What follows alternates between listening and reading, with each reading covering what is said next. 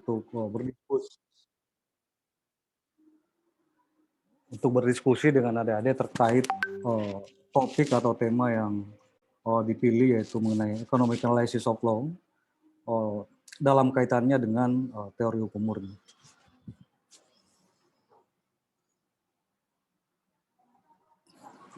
Rega hadir ya? Siap, hadir Pak. Oh ya, soalnya materi ini sudah khatam Rega nih kalau materi ini. Masih mau diskusi juga Pak. Oke, baik.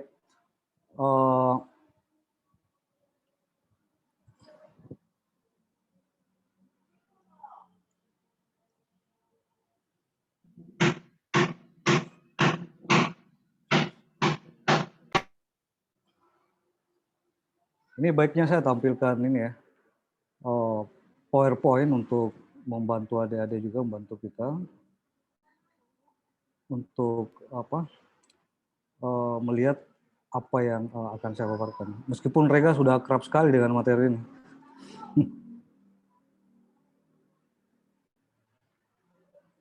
Berapa lama nih moderator?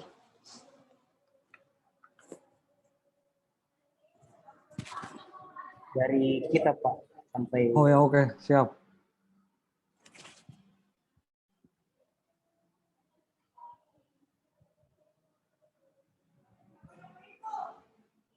Oke.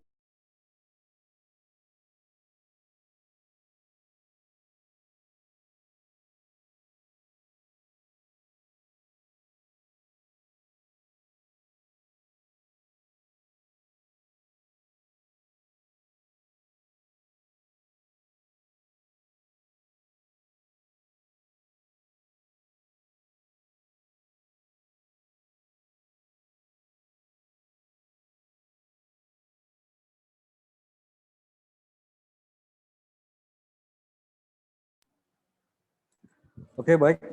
Saya lanjutkan terkait tema atau topik yang dipilih oleh adik-adik di Komisariat Fakultas Hukum. Ya, ini terkait economic analysis of law atau penggunaan paradigma ilmu ekonomi dalam ilmu hukum. Ini suara saya kedengaran dengan baik ya? Tes. Ya, kedengaran Pak, jelas. Oke, baik. Jadi menyoal economic analysis of law atau penggunaan paradigma ilmu ekonomi dalam ilmu hukum. Yang pertama yang ingin saya paparkan, berikan gambaran ke adik-adik sekalian, bahwa apa betul economic analysis of law ini sudah diterapkan atau masih sekedar wacana.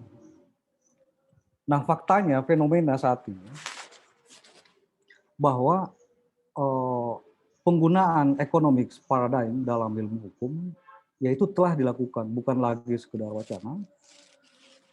Jadi kalau adik-adik belajar atau mengkaji terkait pasar modal atau antitrust law, persaingan usaha, hal itu jelas tergambar di situ bagaimana penggunaan paradigma ilmu ekonomi dalam membahas permasalahan-permasalahan hukum. Nah, isunya kemudian, pertanyaannya kemudian adalah apa yang menjadi landasan epistemologis sampai digunakan paradigma ilmu ekonomi dalam membahas permasalahan-permasalahan hukum. Nah, setidaknya hal ini yang ingin saya gambarkan kepada adik-adik yang pertama, bahwa ya faktanya saat ini bahwa penggunaan ilmu ekonomi itu telah dilakukan, tapi yang menjadi masalah adalah apa landasan epistemologisnya. Kenapa hal itu bisa dilakukan? Apakah hukum ini tidak punya cukup tools, punya cukup sumber daya untuk menyelesaikan permasalahan-permasalahan hukum tanpa harus mengadopsi paradigma dari disiplin ilmu yang lain. Sebagaimana ya adik-adik kita semua ketahui bahwa ada pandangan yang menyatakan bahwa hukum itu otonom, hukum itu sui generis, dia tidak bisa atau dia cukup dengan hanya dirinya sendiri. dia berbeda dengan disiplin ilmu yang lain, dan seterusnya, yang pada intinya adalah menjelaskan bahwa hukum ini otonom. Tapi ya kita diperhadapkan pada fakta bahwa paradigma ilmu ekonomi telah masuk jauh ke dalam persoalan atau membahas persoalan-persoalan hukum. Bahkan yaitu sampai digunakan eh, di peradilan dan termasuk juga dalam peraturan perundang-undangan.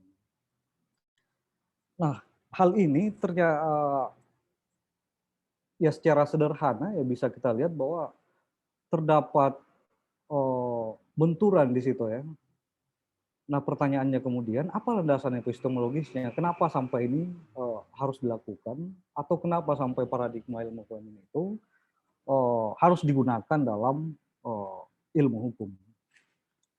Nah, pertama saya ingin menggambarkan, kalau berbicara economic analysis of law ini, analisis ekonomi terhadap hukum, seperti yang disampaikan tadi Adinda moderator, bahwa Posner ya yang tahun 73 menerbitkan bukunya dengan judul Economic Analysis of Law. Nah, terkait ini saya juga ingin mengutip buku dari Richard Posner, The Problem of Jurisprudence, di mana di buku tersebut Posner menggambarkan bahwa dalam pengkajian hukum terdapat setidaknya 3 mazhab pemikiran yang saling beroposisi satu sama lain. Jadi setidaknya ada 3 mazhab pemikiran yang saling beroposisi satu sama lain. Yang pertama menurut Posner, ada yang disebut neo-traditionalism, kemudian ada critical legal studies, kemudian ada law and economics. Nah, yang pertama neo-traditionalism, tesis utamanya menyatakan bahwa hukum itu hukum, law is law. Tidak usah dicampur adukan dengan disiplin ilmu yang lain. Nah, bentuk konkret dari neotradisionalisme ini, adik-adik pernah mendengar mungkin mazhab legal formalism atau mazhab legisme. Eksponennya itu ya, mungkin nama-nama ini sudah akrab ya, Langdell, Charles Fried, Warren Sheffy, Wayne Rip, dan seterusnya. Nah, pada poinnya, penganut neotradisionalisme yang menyatakan atau tesis utamanya bahwa hukum itu adalah hukum, berpandangan bahwa di dalam hukum ini semua sumber daya yang diperlukan itu sudah ada dalam kajian ilmu hukum itu sendiri, tidak perlu diintrodusir dari disiplin ilmu yang lain. Kemudian ada critical legal studies, tesisnya itu law is politik, bahwa hukum itu politik. Jadi ini critical legal studies ini pada prinsipnya ya dia metamorfosa dari mazhab sociological jurisprudence dan legal realism ya. Eksponennya itu ada banyak tentunya. Roscoffon yang paling terkenal, Roberto Mangarabia Unger, Tushnet dan Kennedy, Oliver Wendell Holmes, Al Frost dan yang lain. Kemudian mazhab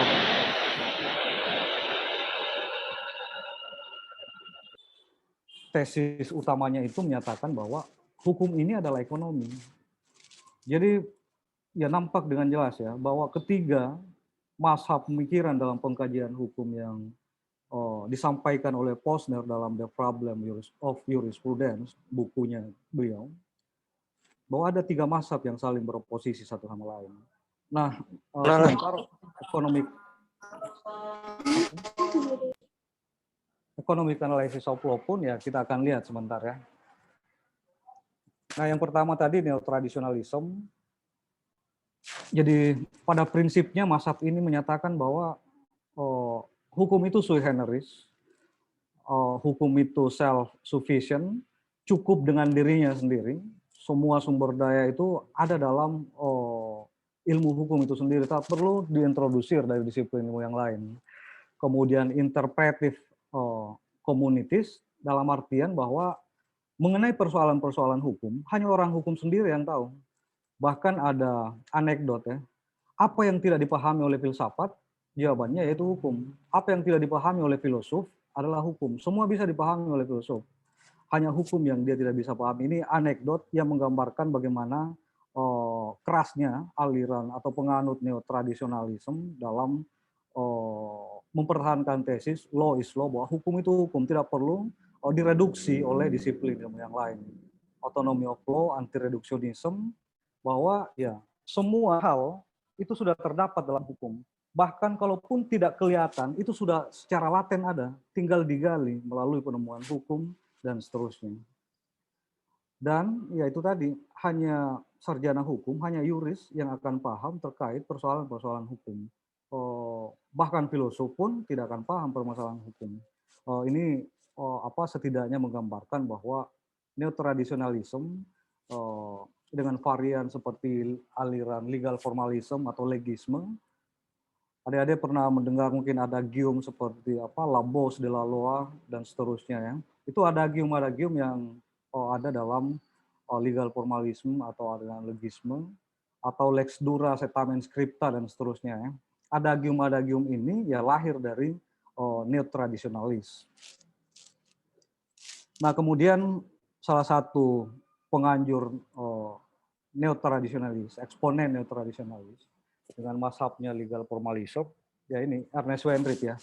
Saya langkai saja ini.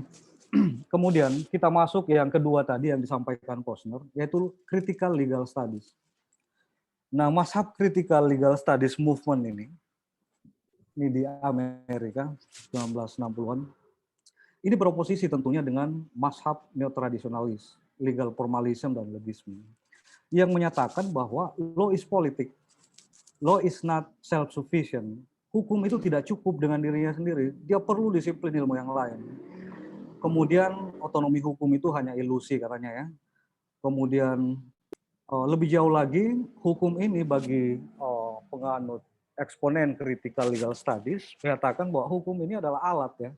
Dia merupakan tools untuk mencapai tujuan sosial politik tertentu.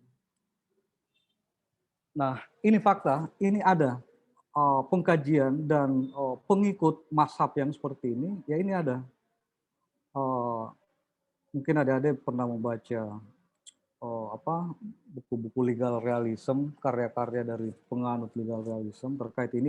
Pada poinnya adalah ingin menjadikan hukum ini sebagai alat politik untuk mencapai tujuan-tujuan tertentu, tujuan-tujuan sosial politik tertentu ya. Hukum sebagai tools, itu sebagai alat. Nah, kemudian salah satu eksponennya ini Roscoe Pound, Sociological Jurisprudence, Law is a tool of social engineering, sangat terkenal ini tesis ini, bahwa ya hukum ini sebagai alat rekayasa sosial. Ya kalau saya sendiri tidak sependapat dengan kalau ingin menjadikan hukum itu sebagai alat untuk mencapai tujuan-tujuan politik tertentu, karena ya kalau saya berpandangan masyarakat ini kenapa harus diarahkan ke tujuan-tujuan tertentu ya? Biarkan saja masyarakat atau individu-individu ini yang akan menentukan kemana arahnya. Yang jelasnya mereka tidak mengambil hak orang lain, mereka tidak melakukan perbuatan-perbuatan yang melanggar kesepakatan dalam hal ini hukum ya. Kenapa harus diarahkan ke tujuan-tujuan tertentu? Kemudian Holmes dalam kaitannya nanti dengan kajian economic analysis of law menyatakan bahwa the man of future adalah the man of statistics and the master of economics, bahwa ahli hukum masa depan itu ya mereka yang menguasai ilmu ekonomi. Jadi di sini sudah mulai kelihatan bagaimana paradigma ilmu ekonomi ini akan masuk, akan digunakan dalam ilmu hukum. Eksponennya sudah ada, penganjurnya sudah ada. Tapi ini belum secara rigid menganut mazhab atau aliran economic analysis of law. Nah, kemudian yang ketiga yang digambarkan Posner dalam The Problem of Jurisprudence, yaitu mazhab law and economics, hukum dan ekonomi. Nah, tesisnya tadi, law is economic, hukum itu ekonomi. Kalau yang critical legal studies, law is politik. Kalau neotradisionalis, law is law, hukum itu hukum. Nah, mazhab law and economics ini sendiri, ini sudah sangat tua ya, sudah sangat lama. Tahun 73 Posner menerbitkan bukunya Economic Analysis of Law. Ini sebenarnya kelanjutan dari apa yang telah dilakukan oleh Beccaria 1767 yang bahas pidana dan peminadaan, pidana dan sanksi, crimes and punishment. Kemudian diikuti oleh Bentham yang masih terkait soal sanksi ya dalam bingkai utilitarianism. Kemudian mulai semakin berkembang di tahun 1960 oleh Ronald Coase. Nah, di sini terdapat pembagian terkait law and economics ini, yaitu law and economics sendiri dan economic analysis of law. Perbedaan di antara keduanya, kalau law and economic, ini perspektifnya adalah hukum dalam melihat permasalahan-permasalahan ekonomi. Tapi kalau economic analysis of law, perspektif yang digunakan adalah perspektif ekonomi dalam melihat permasalahan-permasalahan hukum. Nah, perspektif yang digunakan sangat berbeda, ya tentunya perjalanan perkembangan konsep dan teori kedua mazhab ini tentu akan sangat berbeda pula, karena perspektifnya pun sudah sangat berbeda. Nah, economic analysis of law yang dikemukakan oleh Ronald Coase, tapi Coase ini sendiri penganut law and economic ya. Kemudian ini kemudian dilanjutkan oleh Calabresi dan termasuk Richard Posner yang kemudian menuliskan bukunya di 73 atau di 76 edisi revisinya dengan judul Economic Analysis of Law ya. Pada awalnya Posner mempergunakan atau mengadopsi perspektif ekonomi dalam melihat permasalahan-permasalahan hukum itu hanya dari satu cabang hukum, yakni antitrust law saja pada awalnya. Ya mungkin adik-adik selain karya Posner Economic Analysis of Law, karya-karya awalnya itu termasuk antitrust law, di mana digunakan economics paradigma ilmu ekonomi dalam membahas menyoal permasalahan-permasalahan hukum, tapi terkhusus hanya pada antitrust law atau hukum persaingan usaha. Nah, kemudian Coase dan Calabresi inilah yang dipandang sebagai pendiri atau founding fathers law and economics movement ya. Jadi economic analysis of law ini dia merupakan varian dari mazhab besar law and economics. Jadi seperti yang disebutkan Adinda moderator tadi, Nabawi ya, bahwa economic analysis of law ini ya salah satu varian dari law and economics movement yang eksponen utamanya ya Coase dan Calabresi. Meskipun kemudian dalam perkembangannya Posner lah yang dianggap sebagai pengusung utama kajian economic analysis of law yang perspektifnya adalah ekonomi dalam mengkaji atau menyoal permasalahan-permasalahan hukum. Nah ini ya standing positionnya law and economics, di mana economic analysis of law ada di dalamnya, bahwa pandangannya tentu beroposisi terhadap neotradisionalisme tadi, beroposisi bahwa yang menyatakan atau pandangan yang menyatakan bahwa hukum itu sui generis, yang menyatakan bahwa hukum itu otonom, hukum itu self-sufficient atau sudah cukup dengan dirinya sendiri tanpa harus mengintrodusir paradigma dari buku. Bahkan lebih ekstrim lagi, law and economics ini, termasuk Posner di dalamnya, menyatakan bahwa hukum ini berada di bawah ekonomi. Jadi hukum berada di bawah ekonomi ya. Ini di titik ekstrim penganut mazhab law and economics. Kemudian, ya bahkan ya Anda bisa lihat di sini, economics has been woven into the fabric of law ya, bahwa ekonomi, paradigma ilmu ekonomi ini harus ya, kalau bisa semua permasalahan-permasalahan hukum itu dianalisis berdasarkan paradigma ilmu ekonomi. Jadi ini 3 mazhab yang dikemukakan oleh Richard Posner dalam The Problem of Jurisprudence. Yang pertama tadi neotradisionalis, yang kedua critical legal studies, dan yang ketiga law and economics, di mana economic analysis of law merupakan salah satu varian dari mazhab law and economics. Ini menurut Posner yang tentu sudah dilakukan pengkajian-pengkajiannya sampai mengkerucutkan bahwa terdapat 3 mazhab dalam pengkajian hukum yang saling beroposisi satu sama lain. Kemudian dari tema yang saya lihat, economic analysis of law ini dikaitkan dengan full theory of law-nya Kelsen, ya. Teori hukum murni, the Reine-Leslie. Jadi pada prinsipnya kalau dikaitkan dengan economic analysis of law, masa law and economics, dalam bukunya Hans Kelsen bisa kita pahami, bisa kita baca, di mana Kelsen di sini menginginkan bahwa hukum itu harus dibersihkan dari anasir-anasir non-hukum. Jadi harus dibersihkan dari anasir-anasir non-hukum, ya.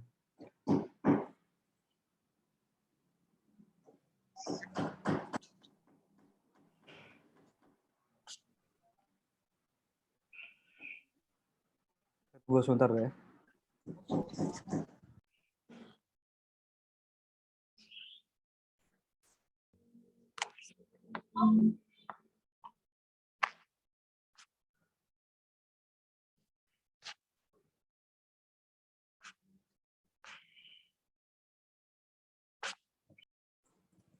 Sorry ada apa? Ada tukang mungkin agak terganggu ini ya situ ya. Baik, saya lanjutkan, Dinda. Jadi tadi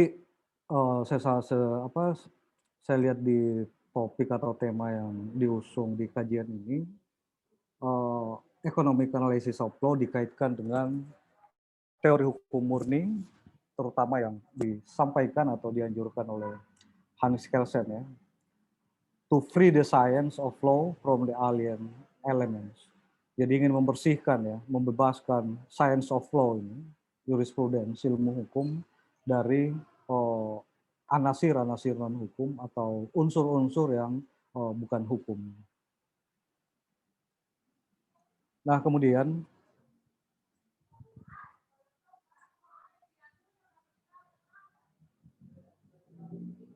jadi pada prinsipnya Hans Kelsen berpandangan bahwa hukum itu otonom, hukum itu sui generis, jadi science of law, ya, diterjemahkan ke dalam bahasa Inggris sebagai science of law, tapi dalam konteks Law Creating Act, ya, atau interpretation of norms, dalam konteks bagaimana norma itu dibuat dan bagaimana menginterpretasikan norma kemudian dikaitkan dengan tindakan-tindakan dari subjek hukum. Nah, kemudian system of norm-nya Hans Kelsen ini pada prinsipnya beliau membagi dua, ada static principle, ada dynamic principle. Kalau static principle ini menyangkut isi atau kandungan norma, kemudian kalau di breakdown, dikonkretisasi, maka akan lahir prinsip atau asas atau general norm. Kemudian lebih konkret lagi, maka prinsip atau asas ini akan terefleksikan dalam aturan atau ketentuan-ketentuan dalam peraturan perundang-undangan atau particular norms, ya. Kemudian ada dynamic principle, ini menyangkut prosedur dari pembuatan norma. Jadi pada prinsipnya, ya ini yang disebutkan oleh Kelsen, tapi tesis utamanya adalah membersihkan hukum dari anasir-anasir non-hukum. Nah, kemudian kalau dikaitkan dengan pemikiran atau diskursus economic analysis of law atau wacana law and economics, dikaitkan dengan pandangan Hans Kelsen tentang teori teori of law-nya atau Reine-Leslie. Pertanyaannya kemudian, apakah diskursus economic analysis of law ini, penggunaan economics paradigm dalam ilmu hukum ini mendapatkan legitimasi atau mendapatkan landasan epistemologisnya jika melihat pemikiran-pemikiran atau tesis dari Hans Kelsen. Nah, menurut saya, hal tersebut pada prinsipnya, atau ya ini interpretasi saya, ya, paradigma disiplin ilmu yang lain, ini akan bisa dilegitimasi dalam pandangan Kelsen, yaitu pada tahap pembentukan prinsip atau asas atau general norm.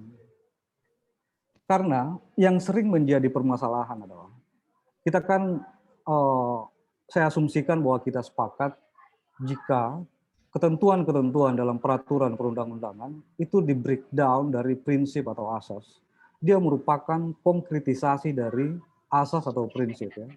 Sedangkan prinsip atau asas dia merupakan kalau dibalik dia adalah abstraksi dari ketentuan-ketentuan dalam peraturan perundang-undangan. Yang jadi soal kemudian adalah bagaimana menentukan prinsip atau asas ini? Dari mana harus diambil prinsip atau asas tersebut? Ini kan yang menjadi permasalahan. Siapa yang harus menentukan bahwa ada prinsip atau asas yang akan dikonkretisasi atau di breakdown dalam berbagai peraturan perundang-undangan? Jadi kalau di masa tradisionalis yang klasik ya tentu akan dikembalikan ke para filosof ya, kemudian filosof moral, kemudian bahkan mengembalikan ke kitab suci seperti Santo Thomas Aquinas dan lain-lain. Pertanyaannya kemudian adalah kitab suci yang mana yang harus dirujuk atau filosof yang mana yang harus kita rujuk? Atau tokoh masyarakat yang mana yang harus kita rujuk untuk menentukan lahirnya prinsip atau asas yang kemudian akan di breakdown, kemudian akan dikonkretisasi dalam berbagai peraturan perundang-undangan. Nah, menurut saya, ini pandangan saya, dalam menentukan prinsip atau asas yang kemudian akan terefleksikan dalam berbagai peraturan perundang-undangan ke dalam kaidah-kaidah atau norma yang partikular, maka prinsip atau asas ini idealnya kita rujuk pada paradigma disiplin keilmuan yang beragam ini, termasuk ilmu ekonomi, kedokteran, biologi, dan seterusnya. Ya. Jadi, the leading paradigm di berbagai disiplin ilmu, teori-teori yang leading di ekonomi misalnya, maka itu yang akan dijadikan pandangan-pandangannya akan dikerucutkan kembali, diabstraksi, kemudian akan melahirkan prinsip atau asas yang kemudian akan dikonkretisasi dalam peraturan perundang-undangan. Begitupun teori-teori yang ada dalam pengkajian disiplin ilmu yang lain selain ekonomi. Kan kayak misalnya di Unhas ada berbagai fakultas ya. Apa teori yang leading di kehutanan atau di teknik, di kesehatan, di kedokteran, dan seterusnya, maka ya itu yang akan diabstraksi lagi dan akan menjadi prinsip atau asas atau general norm yang akan di breakdown atau dikonkretisasi. Nah itu setidaknya pandangan saya.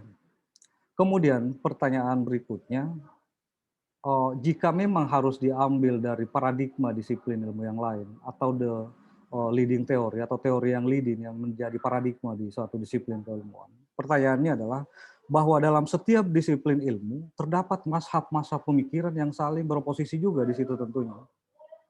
Misalnya dalam pengkajian ekonomi ada berbagai mazhab di situ ya.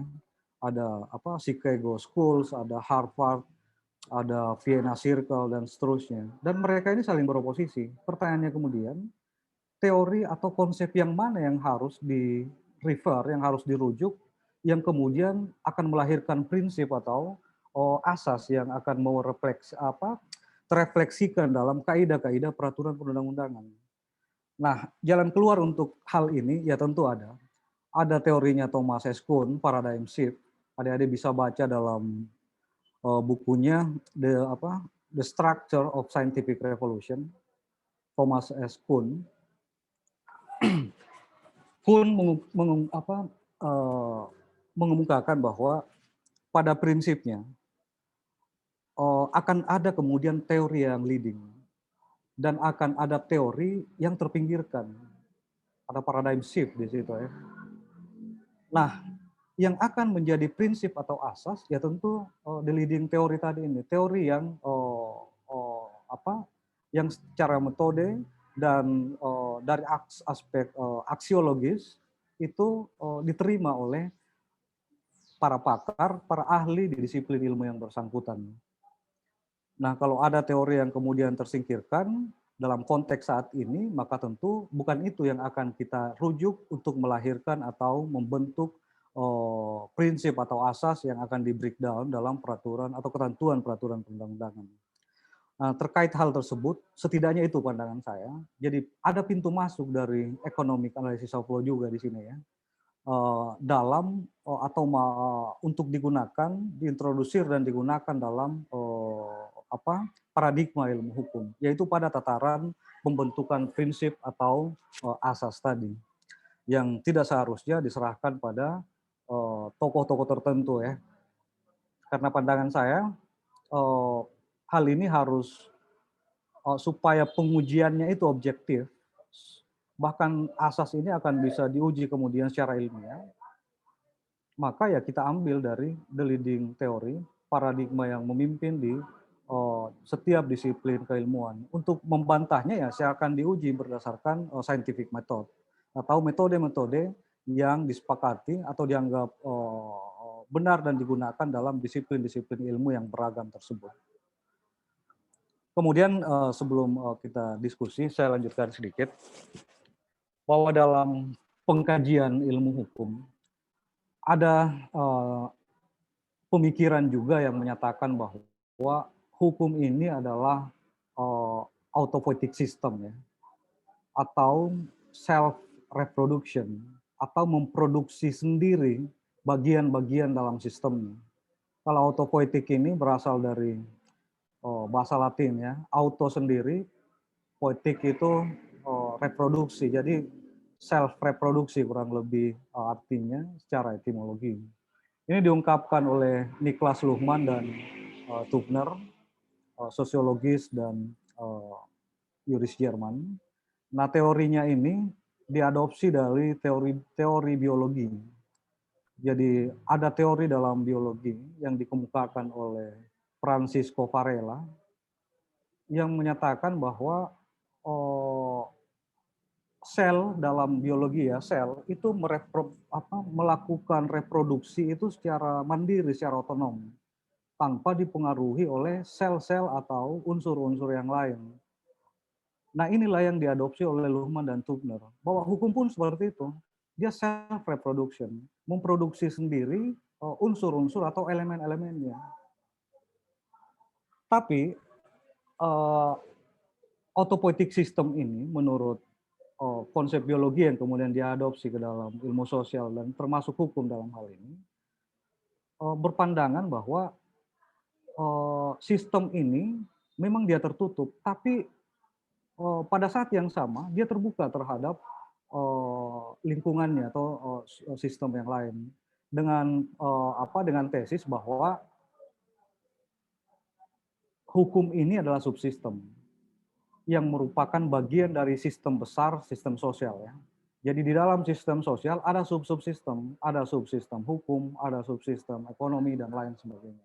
Nah, subsistem ini saling berkomunikasi satu sama lain.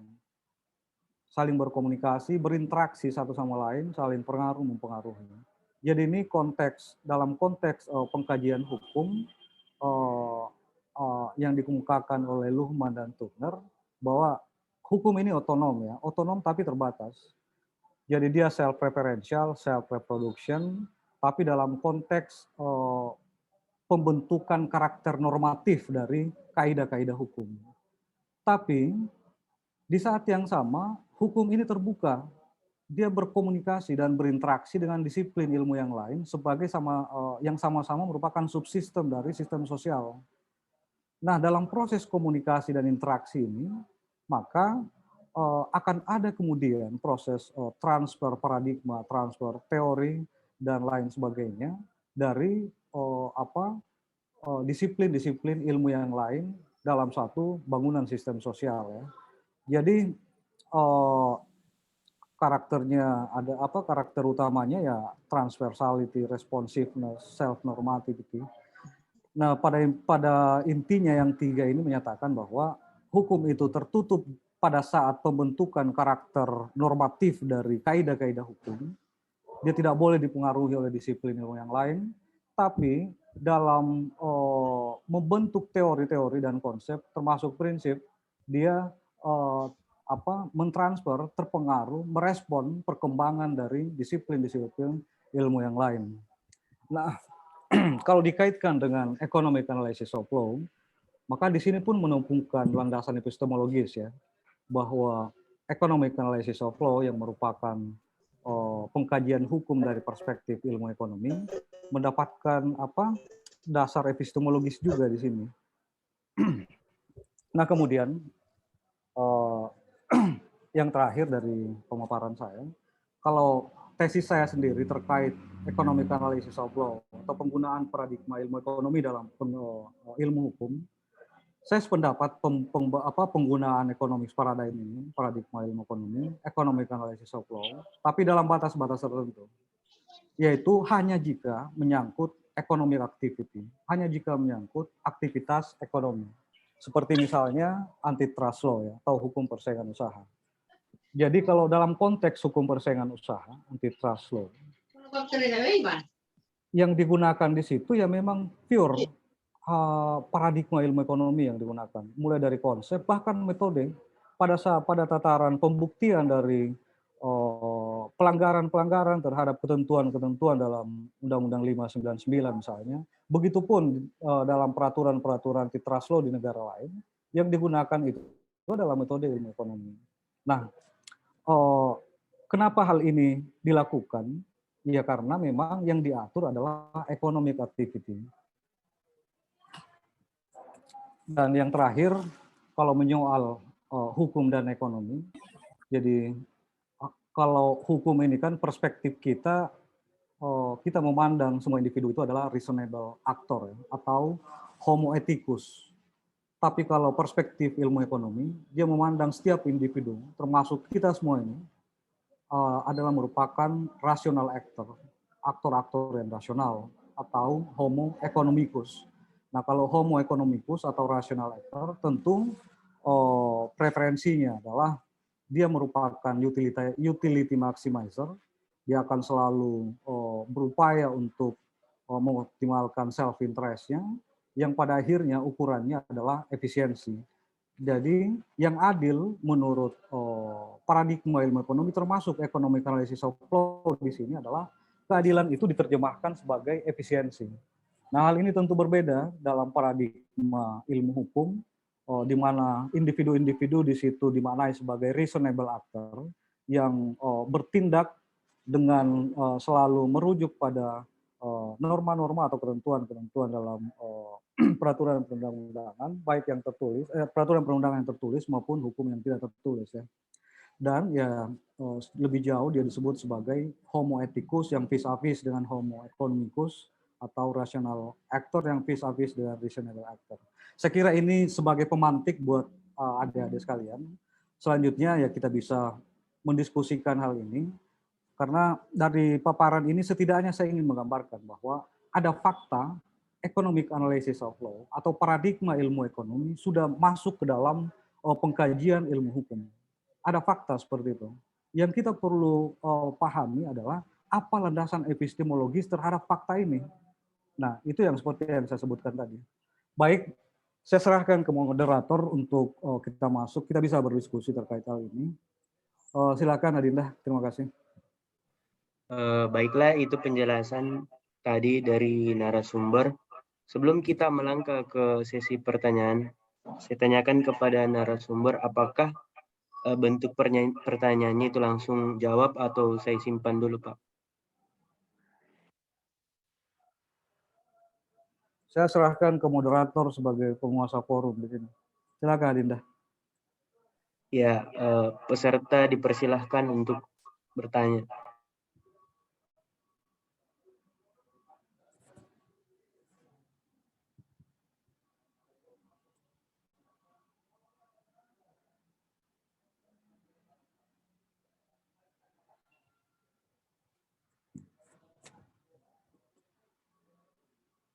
Ayo teman-teman dipersilahkan untuk bertanya.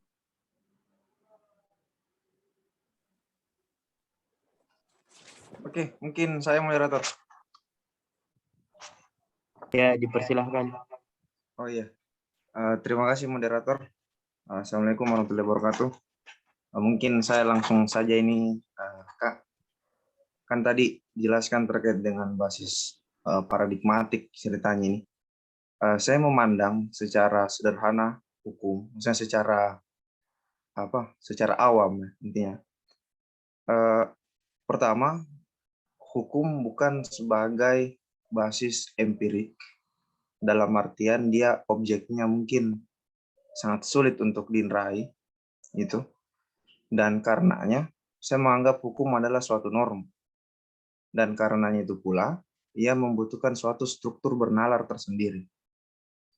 Nah, itu tesis yang saya pahami sampai sekarang. Nah, selanjutnya saya akan berangkat kepada ini, economic paradigm of law.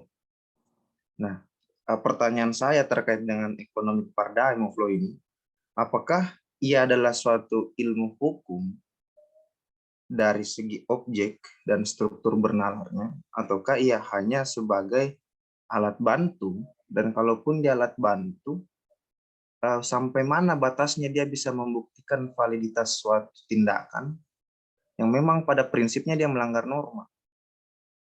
Dan mungkin saya lebih cenderung mengatakan bahwa economic paradigm ini mungkin lebih cocok sebagai politik hukum dalam artian pembentukan mungkin. Tapi mungkin juga agak sangat sulit untuk mengharmonisasikan norma. Kenapa? Asumsi awal saya tadi bahwa dia berangkat dari struktur berpikir yang bukan hukum, tapi melihat hukum. Nah, mungkin ini yang agak bermasalah sebetulnya menurut saya. Kenapa? Karena apakah ia mengarahkan analisisnya ke hukum sebagaimana melihat hukumnya ini, ataukah hukum hanyalah variabel dalam aktivitas sosial? Nah, setelah itu goalnya kan mau diapakan? Nah, ini yang saya belum dapat di economic paradigm ini, apalagi kalau misalnya kita mengatakan basisnya adalah efisien. Kalau ujungnya seperti itu, saya pikir mungkin butuh diskursus panjang itu, Kak.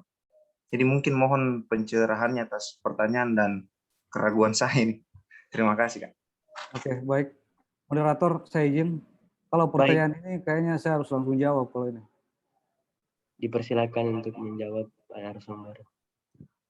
Oke, baik. Siapa? Dinda Alrega. Jadi apa?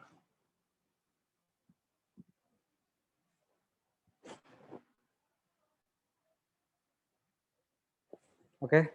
Jadi dengan Dinda Rega ini ya kita biasa berinteraksi sebelumnya ya, membahas termasuk tapi terkait economic analysis of law ini kita belum pernah menyoal.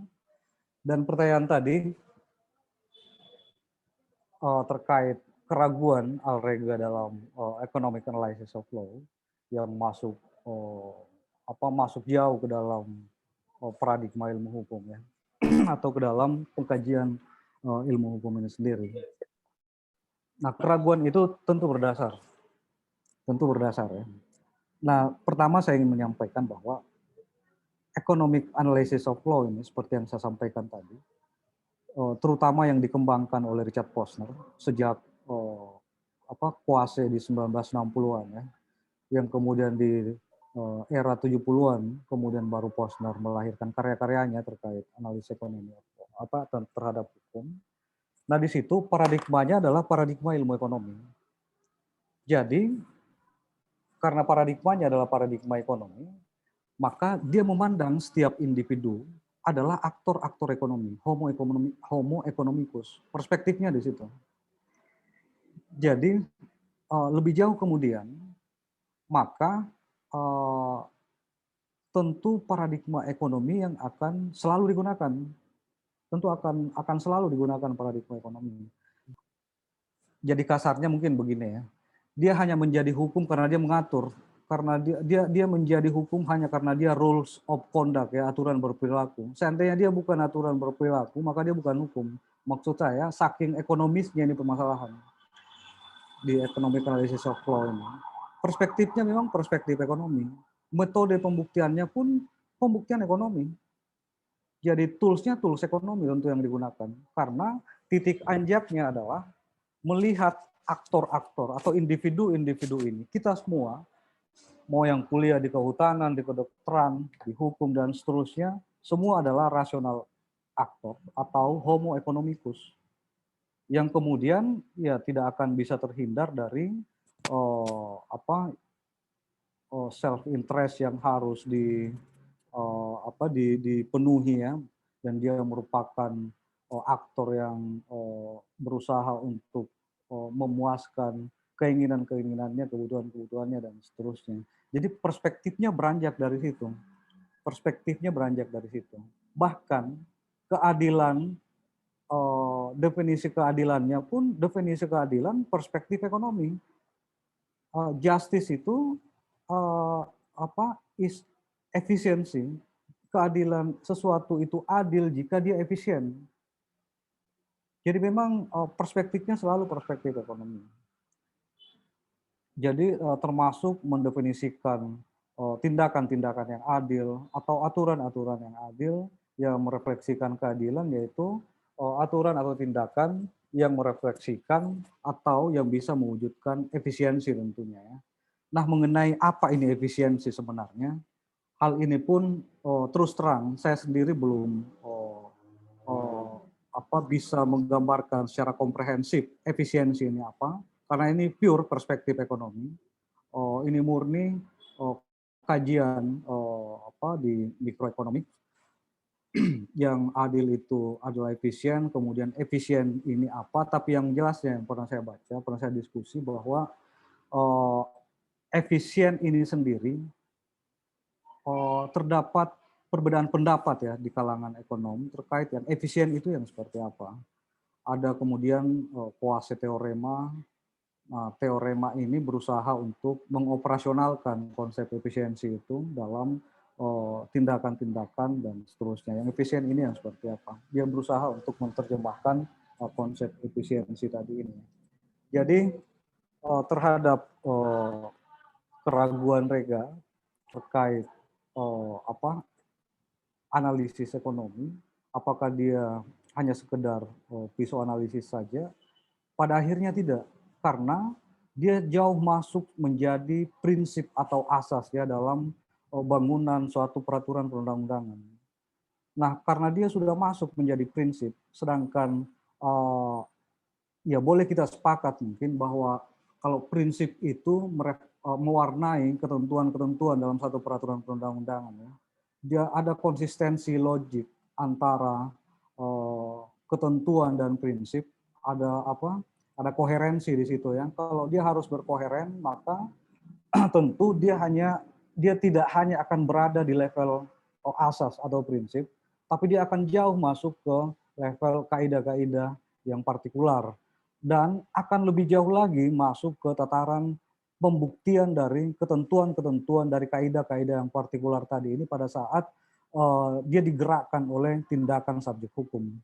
Jadi memang pada awalnya mungkin ya, ini nanti adik-adik bisa melakukan pengkajian yang lebih jauh. Dia hanya mencoba untuk menganalisis, tapi terus merangsek jauh ke dalam pengkajian ilmu hukum sampai ke tataran pembentukan perundang-undangan dan sampai pada pembuktian dari pelanggaran terhadap suatu ketentuan-ketentuan dalam peraturan perundang-undangan. Nah, pintu ini terbuka karena menurut pandangan ekonom, ya yuris atau pakar hukum sendiri yang membuka pintunya. Jadi orang-orang hukum sendiri yang membuka pintu ini.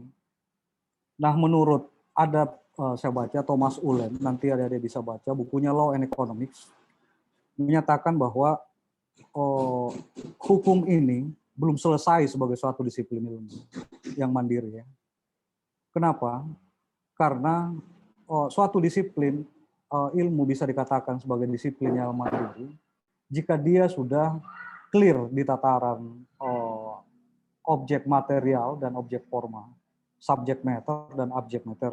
Nah, hukum ini tidak clear di objek forma atau metodologi.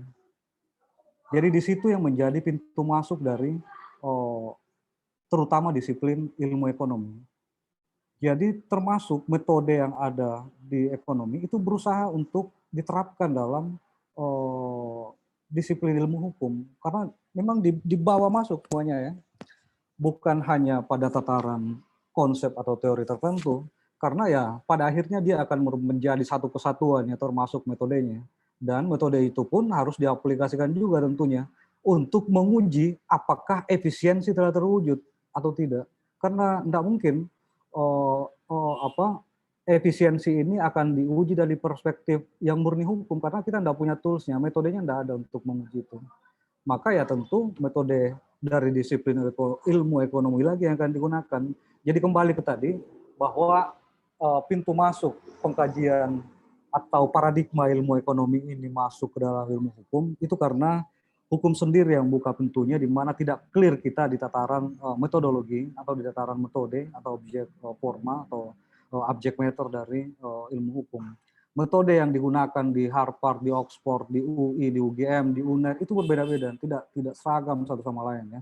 Padahal metode ini sangat penting, sangat urgent untuk menghasilkan konsep atau teori yang kemudian akan menjadi doktrin dan akan mewarnai kemudian pembentukan peraturan perundang-undangan dan seterusnya.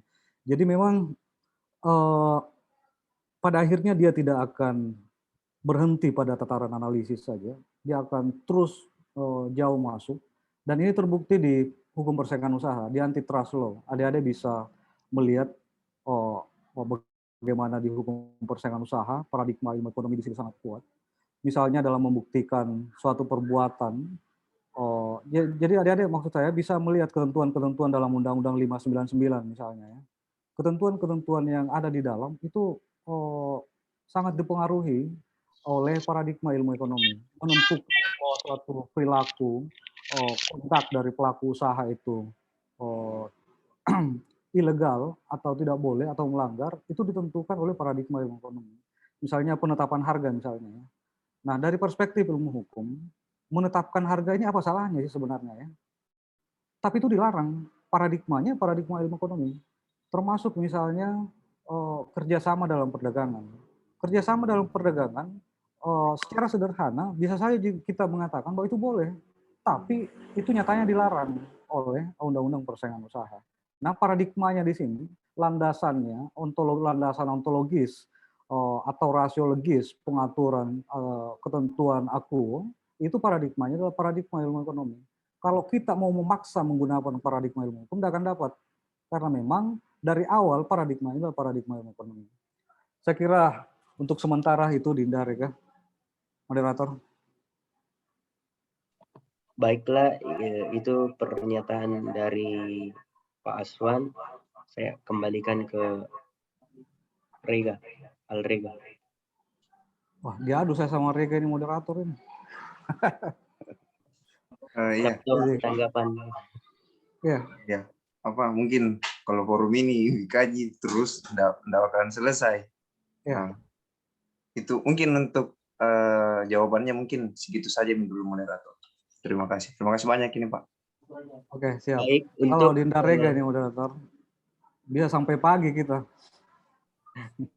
Baik, lanjut, untuk teman-teman yang lain ataupun peserta yang lain dipersilahkan untuk menyanggah ataupun bertanya. Iya, ada saya juga lihat dari chat Sendato, apakah ini bentuk tanggapan atau pertanyaan. Paradigma ekonomi dalam pengembangan hukum, dapatkah kita posisikan ia sebagai pengkajian hukum dengan penggunaan metodologi empiris? Ia sama dengan pengembangan hukum melihat dari paradigma politik, sosial, atau psikologi yang sesungguhnya melihat hukum dari sudut pandang eksternalnya tanpa mempengaruhi otonomi hukum sendiri. Artinya penggunaan semacam ini sejauh pada kebutuhan pembentukan hukum. Oke.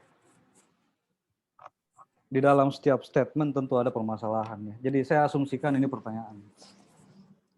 Oke, baik. Jadi eh,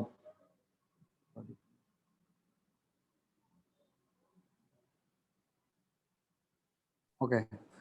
Jadi paradigma ekonomi. Jadi apa? Siapa tadi ya? Bisa dibandingkan dengan penggunaan mungkin berusaha dibandingkan dengan mungkin sosiologi of law atau sosiological jurisprudence dan lain sebagainya. Nah, kalau dia empirik pada akhirnya, ya tentu ya, karena paradigma ekonomi ini, mikroekonomi terutama, ya dia empirik. Jadi secara metodologi, dia pun akan empirik pada akhirnya. Kemudian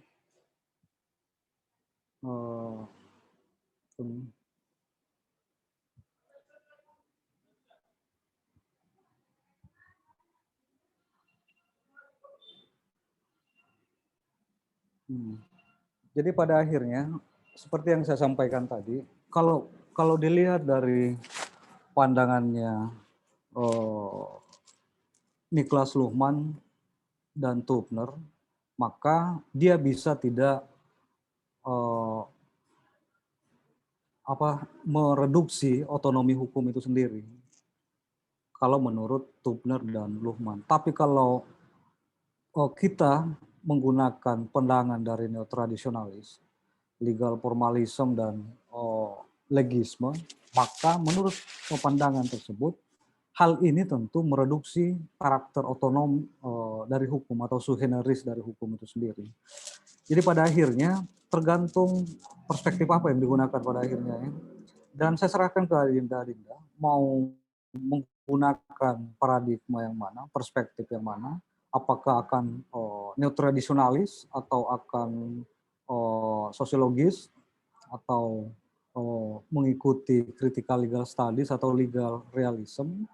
Karena seperti yang saya sampaikan tadi bahwa pada prinsipnya critical legal studies ini, aliran legal realism ini pada perkembangannya di Amerika ya, dia dipengaruhi oleh pemikiran yang sosialis ya, pemikiran sosialis yang leftian, yang ke kiri-kirian. Kemudian berusaha untuk berhadapan-hadapan dengan pandangan liberal klasik ya. Nah, sintesanya kemudian lahirlah neolib di Amerika. Jadi dia merupakan sintesa sebenarnya ya, dari benturan pemikiran antara pengusung liberal klasik dan yang sosialis di Amerika di awal 1900-an dan seterusnya. Nah, termasuk perkembangan aliran critical legal studies movement. Jadi tesisnya tadi law is politics. Jadi dia ingin mengarahkan masyarakat ini ke tujuan-tujuan tertentu menurut versi tertentu ya. Nah, saya sendiri tidak sepakat tentunya dengan hal ini. Saya liberal. Kalau saya liberal, saya tidak sepakat dengan upaya-upaya untuk membawa individu, untuk membawa masyarakat ke gerbong-gerbong tertentu, untuk membawa individu-individu ke tujuan-tujuan tertentu. Biarkan masyarakat atau individu-individu ini menentukan sendiri akan kemana dia mengarah. Tugas negara adalah memberikan fasilitas pendidikan supaya pada akhirnya individu akan sadar dengan sendirinya, memilih tindakan-tindakannya, dan akan memilih kemana arahnya kemudian. Jadi itu sekedar gambaran. Kalau kembali lagi ke apakah dia empirik. Baiklah, itu tadi jawaban dari Pak Aswan. Untuk teman-teman yang ingin bertanya langsung. Itu ada Raihan Ramadan. Untuk menyalakan mic-nya ataupun ingin menyanggah. Ya, izin bertanya, Kak, teman-teman, moderator. Ya. Iya, dipersilakan. Saya Raihan, saya mau bertanya, Kak. Yang pertama, AKH ini, analisis keekonomian terhadap hukum ini, apakah mengarah pada mazhab Chicago yang punya karakteristik positivisme empirical, ataukah mazhab Frankfurt yang mengarah pada critical legal studies dalam menganalisis suatu menganalisis satu sistem hukum. Kemudian ketika dia memang analisis, itu tadi objek analisisnya apakah mengarah pada teori dan alat analisisnya adalah teori ekonomi juga, teori hukum mengarah dibenturkan dengan teori ekonomi, ataukah objek analisisnya dan alat analisisnya adalah perilaku hukum terhadap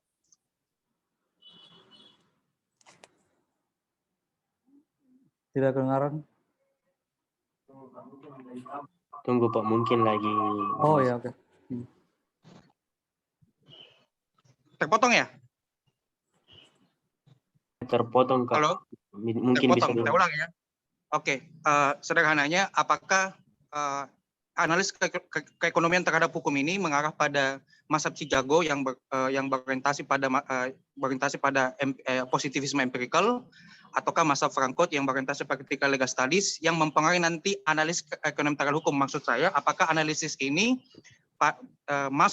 AKH ini masuk sebagai analisis kritis ataukah analisis yang terukur, yang empirical, yang positif, yang mengarah pada positivisme? Itu yang pertama. Yang kedua, objek dan alat analisisnya ini apakah teori antar teori ataukah norma antar kebijakan-kebijakan, ataukah perilaku antar teori dan bagaimana? Mungkin pasangan objek dan analisisnya ini mungkin bisa kita jelaskan Kak Aswan, objek analisis dari AKH dan alat analisisnya AKH dalam untuk bisa mensinkronkan metodologi AKH dengan metodologi AKH dan metodologi hukum yang dianut oleh hukum murni.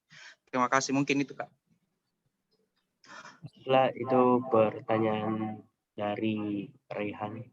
Saya langsung ya atau gimana? Bisa dijawab. Moderator? Langsung dijawab Pak. Oke, siap. Jadi pertanyaan yang sangat menarik.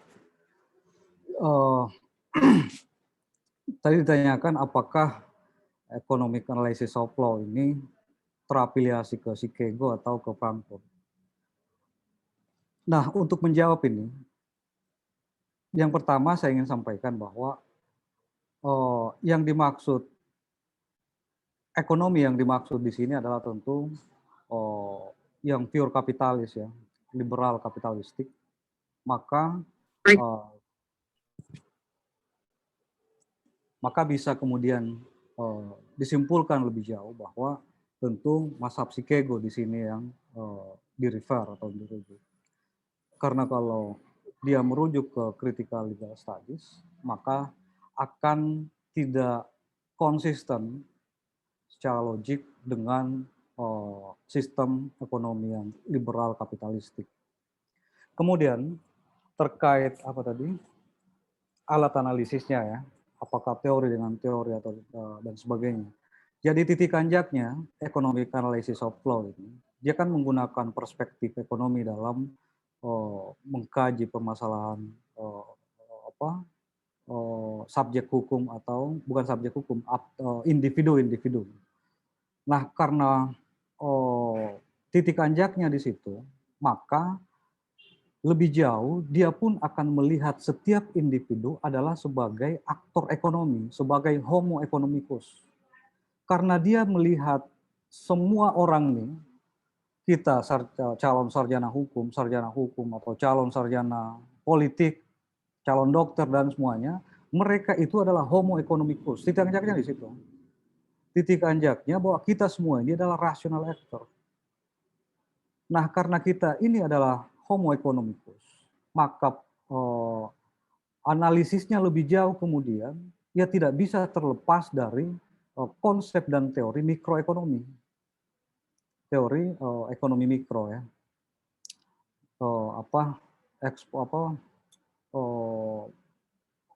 Founding fathers-nya itu Adam Smith ya. Mikroekonomi, The Wealth of Nation-nya beliau, magnum opus-nya. Jadi kembali ke tadi, jadi dia melihat setiap individu itu adalah homo economicus. Karena dia adalah homo economicus, maka tidak bisa lagi terlepas dari teori dan konsep ekonomi dan metode ekonomi. Tidak bisa lepas, karena memang dari awal melihat individu sebagai homo economicus. Nah, tentu harus konsisten melihat homo economicus ini. Nah, dia kemudian menjadi masuk ke kita ini dalam kajian hukum. Ya kita kan pada akhirnya ya tentu kaget juga kenapa langsung tiba-tiba ada nih pengkajian hukum dengan segala ekonomi dengan segala metodenya dalam paradigma ilmu hukum. Nah, ya memang karena itu tadi dia point of view-nya adalah bahwa setiap individu adalah homo economicus. Jadi tidak juga tepat kalau dikatakan bahwa antara teori hukum mau bisa dipersandingkan dengan teori ekonomi, enggak, karena memang murni pure teori ekonomi yang dibawa ya. Nah, kemudian dia menjadi hukum karena itu tadi masuk di level prinsip asas di breakdown dalam ketentuan atau peraturannya. Adik-adik bisa lihat di Undang-Undang Persaingan Usaha misalnya di pasal 2 itu ada tujuan dan asas itu ekonomi ekonomi sekali, efisiensi di situ yang ingin dicapai. Nah, mengukur efisiensi, teori hukum mana yang mau digunakan dalam mengukur efisiensi? Tidak ada. Jadi kurang lebih seperti itu jawaban saya. Dia ke Chicago tentunya, karena ini adalah dalam konteks ekonomi yang liberal kapitalistik. Kemudian point of view-nya adalah bahwa kita semuanya adalah homo economicus, economic actor, maka secara konsisten kemudian akan digunakan juga konsep teori dan metode dalam ekonomi paradigma ilmu ekonomi. Saya kira begitu, moderator Adinda. Baiklah, itu tadi jawaban yang cukup jelas dari Pak Aswan. Teman-teman yang lain dipersilahkan untuk menyanggah ataupun bertanya.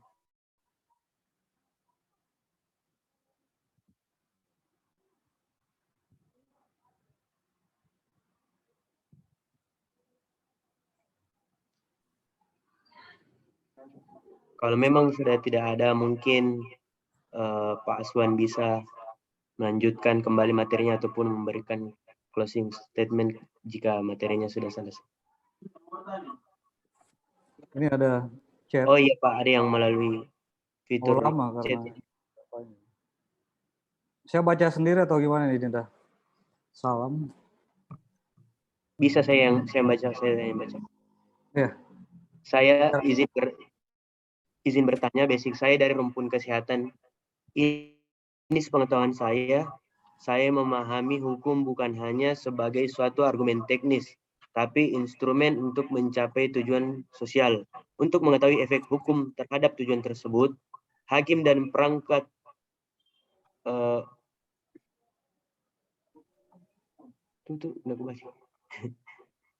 hanya sebagai suatu argumen teknis, tapi instrumen untuk mencapai tujuan sosial.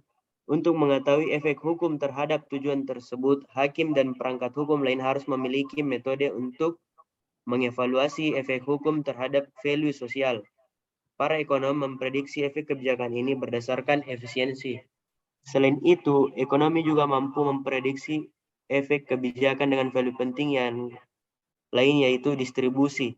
Dari sini kita bisa paham tentang konsep dan prinsip ekonomi.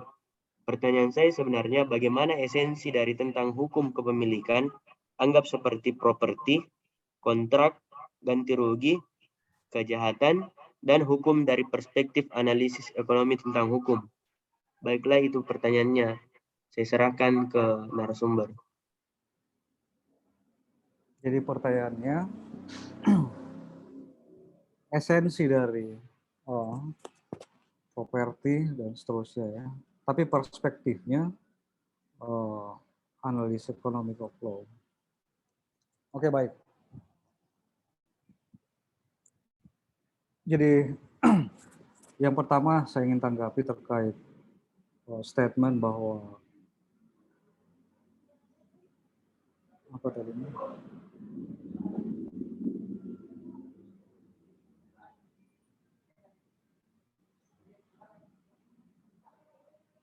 Instrumen untuk mencapai tujuan sosial ya. Instrumen untuk mencapai tujuan sosial untuk batasan-batasan tertentu saya boleh sepakat dengan itu ya. Tapi lebih jauh saya kurang bisa menyepakati pandangan ini Dan ini ya diungkapkan oleh yuris sebelumnya ya, terkait bahwa hukum ini adalah instrumen untuk mencapai tujuan sosial. Untuk batasan tertentu ya mungkin boleh, tapi lebih jauh lagi saya sendiri kurang bisa menyempati hal tersebut. Kemudian terkait apa esensi dari perspektif analisis ekonomi tentang hukum terkait konsep-konsep kontrak, ganti rugi, dan seterusnya. Mengenai hal ini, saya tidak akan menguraikan secara detail. Saya hanya akan memberikan gambaran apa perspektif yang digunakan, apa tools yang digunakan kemudian untuk mengkaji, mendefinisikan, atau bahkan melahirkan konsep-konsep elementer ya. Kalau terkait kayak anggap saja di sini terkait hak ya, saya gabungkan saja terkait hak misalnya.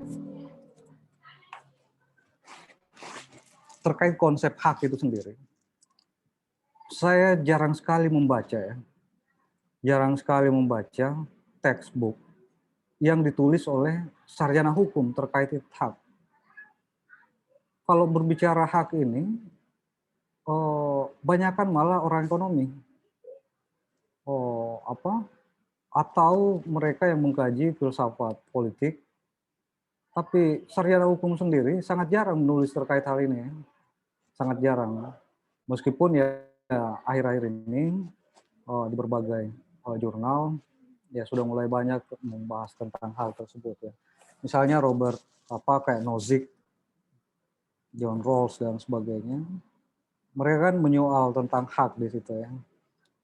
Yang dipersoalkan lebih jauh adalah terkait redistribusi hak.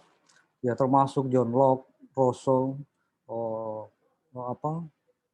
Thomas Hobbes di Leviathan, di Social Contract, di True Treatise of Government, mereka kan membahas hak di situ ya, membahas properti, yang bahkan ya sampai menginspirasi konstitusi Amerika dan Prancis. Kemudian kembali lagi ke perspektif analisis ekonomi dalam mendefinisikan ini, maka ya selalu kembali ke ini, titik anjaknya itu selalu homo economicus ya. Bagaimana ekonom melihat individu sebagai homo economicus, sebagai utility maximizer, sebagai individu-individu yang akan berusaha terus untuk memuaskan self-interest-nya. Nah, dari titik anjak itulah kemudian konsep-konsep ini akan terdefinisikan yang tentunya akan dikaitkan dengan konsep efisiensi. Yang tentunya akan dikaitkan dengan konsep efisiensi ya. Tapi mengenai seperti apa detailnya, saya tidak dapat menguraikan hal tersebut ya. Karena ini kan ilmu pasti ya. Kalau ilmu pasti dan saya belum membaca secara detail terkait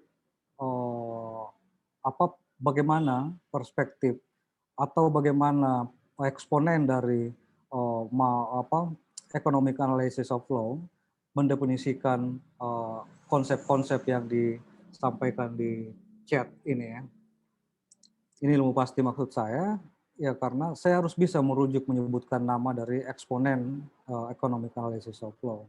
Dan itu terus terang saya belum membaca hal tersebut. Baik, Arinda. Baik, tadi pernyataan dari Pak Aswan. Teman-teman, saya masih kasih satu kali kesempatan untuk bertanya ataupun menyanggah.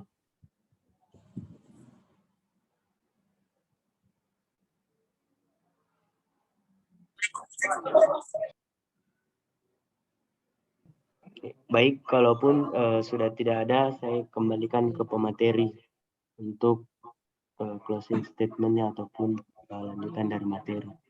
Oke, baik. Saya closing aja, Dinda ya. Nanti kita bisa elaborasi di forum-forum yang lain.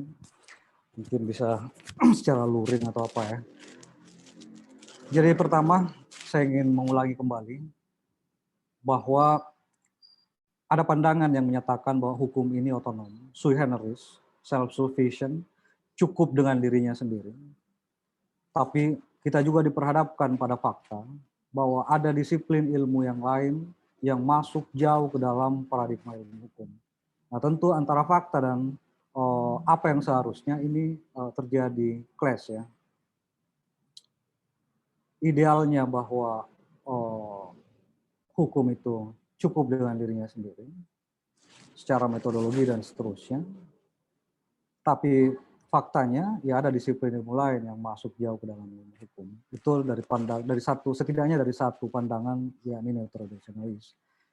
Namun hal ini kemudian mendapatkan landasan epistemologisnya, termasuk jika kita menginterpretasikan lebih jauh pandangan Kelsen terkait static principle, termasuk Niklas Luhmann dan Tubner tadi yang menyatakan bahwa law as autopotic system, termasuk Mark Van Hoek, law as communication. Jadi ada beberapa teori-teori ya terkait bagaimana hukum ini berinteraksi dengan disiplin yang lain. Kemudian terkait hal tersebut, posisi saya sendiri, saya sepakat penggunaan economic analysis of law, tapi dalam batasan-batasan jika hanya menyangkut aktivitas ekonomi, misalnya persaingan usaha tadi. Tapi kalau menyangkut yang non aktivitas ekonomi, maka hal itu tidak bisa dilakukan. Nah, terkait statement saya bahwa jika hanya menyangkut persoalan ekonomi, tentu ini akan mendapat bantahan dari ekonom tentunya, karena mereka menganggap bahwa apapun yang kita lakukan itu aktivitas ekonomi pada prinsipnya. Tapi ya nantilah kita akan elaborasi lebih jauh terkait hal ini, dan saya serahkan kepada adik-adik untuk mengelaborasi lebih dalam lagi terkait economic analysis of law dengan benturan-benturan terhadap pemikiran-pemikiran yang ada atau yang disampaikan oleh para yuris terkait hal tersebut. Baik, Adinda, terima kasih atas undangannya dan terima kasih kita bisa berdiskusi pada hari ini. Billahi taufiq wal hidayah. Assalamualaikum warahmatullahi wabarakatuh. Waalaikumsalam warahmatullahi wabarakatuh. Baik, terima kasih banyak Bapak Aswan Rauf yang telah memberikan kita ilmu